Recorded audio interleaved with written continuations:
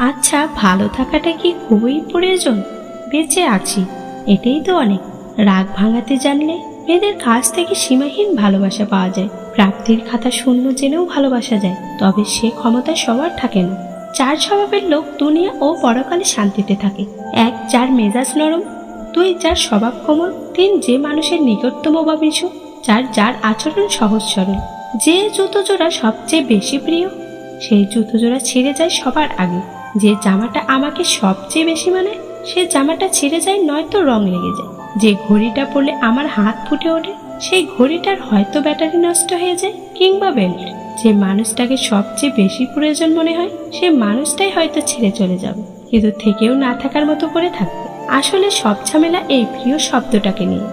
যে জিনিসটা আমরা সবচেয়ে বেশি যত্ন করে রাখি, সেই জিনিসটাই আমাদের কাছ থেকে কম সময়ের জন্য আসে। যে ছেলে সত্যিকারের ভালোবাসবে, তার মধ্যে তিনটি লক্ষণ দেখতে পাবেন। এক, সে সবসময় আপনার সাথে সম্পর্কে থাকাকালীন সফল হওয়ার চেষ্টা করবে। দুই, শরীর নয় মনকে বেশি প্রাধান্য দেবে। তিন, ছেড়ে যাওয়ার ভয় থাকবে। ঐশ্বর্যের চেয়ে দামি সম্পদ বুদ্ধিমত্তা, আর সবচেয়ে বড় দারিদ্রতা হচ্ছে মূর্খতা।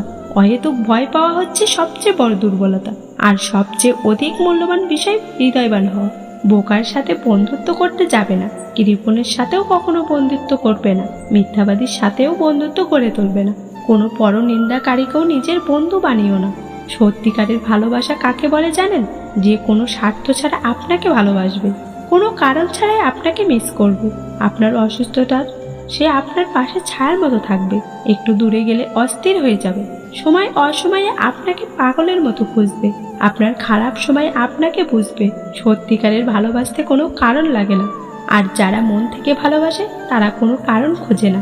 যাদের এরকম একজন আছে, সে খুবই ভাগ্যবান, তাকে কখনো হারাতে দিও না। একটা ছেলের সবচেয়ে বড় ভুল হলো প্রতিষ্ঠিত না হয়ে কাউকে নিয়ে স্বপ্ন দেখা। কথা দেওয়ার মানুষের অভাব নেই, অভাব তো শুধু কথা রাখবে সেই মানুষের। প্রচন্ড ভালোবাসার পরেও আপনি যাকে পেলেন না, তার জন্য মন খারাপ কিংবা আফসোস করা নিছক বোকামি। আফসোস তো সেই করবে যে আপনার কাছ থেকে এত ভালোবাসা পাওয়ার পরেও আর একটু ভালো থাকার জন্য অন্য কাউকে বেছে নিয়েছে। এমন একটা দিন আসুক, আমাকে অবহেলা করা মানুষগুলো আমার সফলতা দেখে আফসোস করুক। অতিরিক্ত রাগী মেয়েদের ভালোবাসাটা অতিরিক্ত হয়, কারণ তাদের অনুভূতিটা খুব সহজে প্রতি জনে জনে আসে না, কিন্তু যখন কারো প্রতি আসে তখন খুব কঠিনভাবেই আসে। সব ইচ্ছা কি আর পূরণ হয়? মাঝে মাঝে অপূর্ণতা নিয়েও বাঁচতে হয়। ডিভোর্সে এক বোনের কথা, ডিভোর্সের আগে স্বামীর বাড়িকে জাহান্নাম মনে করেছি, এখন ডিভোর্সের পর দেখি বাবার বাড়ি বড় জাহান্নাম। পাওয়া না পাওয়ার হিসেব করি না, রব যা দিয়েছেন তা নিয়েই আমি খুশি। ব্রেকআপের পর গার্লফ্রেন্ড যেভাবে বয়ফ্রেন্ডকে ইগনোর করে, সেভাবে নিজের জীবনের প্রবলেমগুলোকে ইগনোর করুন ভাই। ভিডিওটি ভালো লাগলে প্লিজ একটা লাইক করবেন, কারণ আপনাদের একটা লাইক আমাদের পরবর্তী ভিডিও বানাতে উৎসাহ যোগায়।